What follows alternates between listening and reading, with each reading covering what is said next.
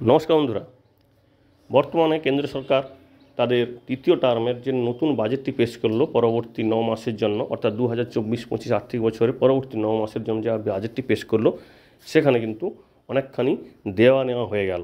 অর্থাৎ সরকারের পক্ষ থেকে ট্যাক্স পেয়ারদের যেমন কিছু ছাড় দেওয়া হয়েছে, আবার একইভাবে কিছু কিন্তু জায়গাতে নতুন নতুন নিয়মের ট্যাক্সও বসানো হয়েছে। তো আজকে আমরা দেখে নেব এই 2024-25 এই যে পরবর্তী 9 মাসের জন্য যে ট্যাক্স মানে ইনকাম ট্যাক্সের হোক বা অন্যান্য মিউচুয়াল ফান্ড থেকে শুরু করে শেয়ার বা চাকরিজীবী পেনশনারদের জন্য কী কী সুবিধা বা অসুবিধাগুলো করা হয়েছে, বা কোথায় ট্যাক্স বাড়ানো হয়েছে, কোথায় ট্যাক্স ছাড়া হয়েছে, এরকম প্রায় 13 থেকে 14টি গুরুত্বপূর্ণ পয়েন্ট যেগুলো না জানলে কিন্তু আপনি আপনার ট্যাক্স প্ল্যানিং করতে সমস্যায় পড়বেন।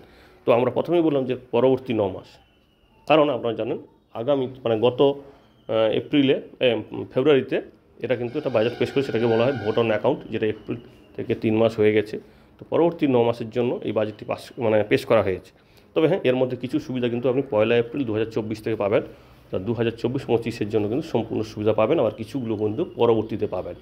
তো দেখে নিই কী কী সুবিধা হয়েছে চাকরিজীবী এবং পেনশনারদের জন্য, বা মিউচুয়াল ফান্ড থেকে আরও অন্যান্য সেক্টরে কী কী সমস্যাগুলো হয়েছে বা লাভ হয়েছে। প্রথমত দেখে নিই যে ট্যাক্স রিজিমে কী কী পরিবর্তন হয়েছে। আপনারা জানেন দুটি ট্যাক্স রিজিম থাকে, একটা ওল্ড ট্যাক্স রিজিম, একটা নিউ ট্যাক্স রিজিম। তো নিউ ট্যাক্স রিজিমে কিন্তু কিছু সুবিধা দেওয়া হয়েছে, ওল্ড ট্যাক্স রিজিমে কিন্তু কোনো পরিবর্তন করা হয়নি। নিউ ট্যাক্স রিজিমে অর্থাৎ নতুন যে ট্যাক্স যে ব্র্যাকেট, তো সেখানে 0 থেকে 3 লক্ষ টাকা পর্যন্ত কোনো ট্যাক্স দিতে হতো না, এবারেও তাই রেখেছে। কিন্তু পরবর্তী যে স্ল্যাবটা 3 লক্ষ থেকে 7 লক্ষ টাকা, যেটা আগে ছিল 3 লক্ষ থেকে 6 লক্ষ, সেটা এবার 3 লক্ষ থেকে 7 লক্ষ করা হয়েছে, যেখানে ট্যাক্স করা হয়েছে 5%। অর্থাৎ 3 লক্ষ টাকা হলে কিন্তু আপনার কোনো ট্যাক্স দিতে হবে না। পরবর্তীতে কিন্তু 3 থেকে 7 লক্ষ টাকা পর্যন্ত আপনাকে 5% হারে ট্যাক্স দিতে হবে। অর্থাৎ আগে 6 লক্ষ ছিল, এখন বেড়ে 7 লক্ষ, অর্থাৎ এখানে আপনার কিন্তু 5,000 টাকা ট্যাক্স কম দিতে হবে।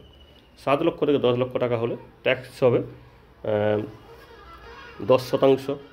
এবার 10 থেকে 12 লাখ হলে ইনকাম 15% আপনাকে ট্যাক্স দিতে হবে।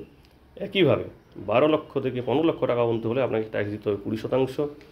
15 লক্ষ টাকা পর্যন্ত বছর যদি 15 লক্ষ টাকার বেশি আয় হয়, সেক্ষেত্রে আপনাকে দিতে হবে 30%। অর্থাৎ 15 লক্ষ টাকার বেশি যদি আপনার ইনকাম হয়, সেক্ষেত্রে আপনাকে দিতে হবে 30%।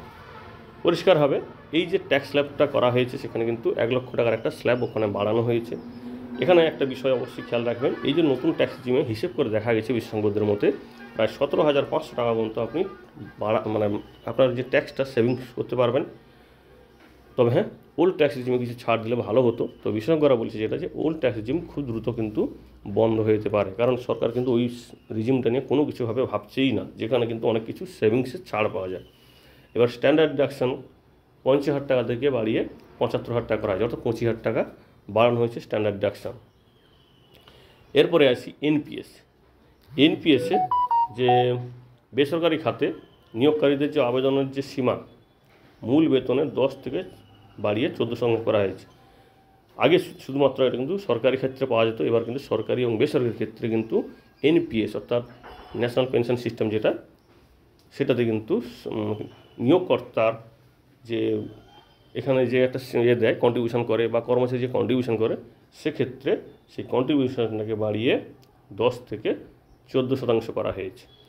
একইভাবে স্ট্যান্ডার্ড ডিডাকশন সহ মোটামুটি আপনাকে 7,75,000 টাকা পর্যন্ত কোনো ট্যাক্স দিতে হবে না, কারণ 7 লক্ষ টাকা তো এমনি দিতেই হতো না, আর 75,000 টাকা পর্যন্ত হলে স্ট্যান্ডার্ড ডিডাকশনে ছাড় পেয়ে যাবেন।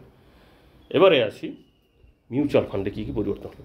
মিউচুয়াল ফান্ডে যেটা হচ্ছে শর্ট টার্ম যেটা ছিল, যেটা 15% ছিল, সেটাকে ট্যাক্স বাড়িয়ে 20% করা যায়। শর্ট টার্ম মিউচুয়াল ফান্ড যদি আপনি বন্ধ করেন, সেক্ষেত্রে আপনাকে 20% ট্যাক্স দিতে হবে, যেটা 15% ছিল। আর লং টার্ম হলে যেটা 10% ছিল, সেটাকে বাড়িয়ে 12.5% করা হয়েছে। তবে হ্যাঁ, এখানে একটা সুবিধাও দেওয়া হয়েছে, আগে 1 লক্ষ টাকা পর্যন্ত গেন হলে মিউচুয়াল ফান্ডে কোনো ট্যাক্স দিতে হতো না, এবার কিন্তু সেটা বাড়িয়ে 1,25,000 টাকা করা হয়েছে, অর্থাৎ এখানে 25,000 টাকা একটা অতিরিক্ত ছাড় দেওয়া হয়েছে। এই হচ্ছে মিউচুয়াল ফান্ডের সুবিধা এবং অসুবিধাগুলি। তো এছাড়া যেটা বলা হচ্ছে যে রিপারচেস, অর্থাৎ মিউচুয়াল ফান্ড যদি কেউ রিপারচেস করে বা ইউটিআই যদি কেউ রিপারচেস করে, তো সেক্ষেত্রে টিডিএসের যে হার 20% করা ছিল সেটাকে টোটালি ছাড়িয়ে দেওয়া হয়েছে। অর্থাৎ এবার থেকে আর টিডিএস দিতে হবে না। মিউচুয়াল ফান্ড বা ইউটিআই যদি রিপারচেস অর্থাৎ পুনরায় কেনা হয়, এবং সেটার নতুন নিয়মটি লাগু হবে 1 অক্টোবর 2024 থেকে। এবারে আসি স্ট্যান্ডার্ড ডিডাকশান, যেটা স্যালারি জীবীদের জন্য 50,000 ছিল, সেটাকে 75,000 টাকা করা হয়েছে। কিন্তু পেনশনারদের জন্য কিন্তু স্ট্যান্ডার্ড ডিডাকশনটা বাড়ানো হয়েছে।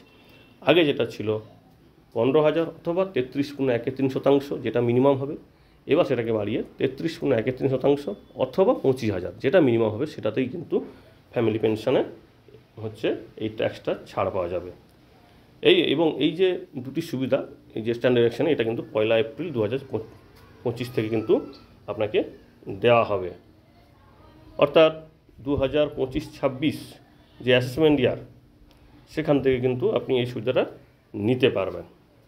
এই হচ্ছে নতুন ট্যাক্সের ছাড় বা স্ট্যান্ডার্ড ডিডাকশন যে ছাড়, এবং সেই সঙ্গে সরকারের যে নতুন নিয়মগুলি, আশা করি আপনাদের সামনে কিছুটা হলে ক্লিয়ার হয়েছে।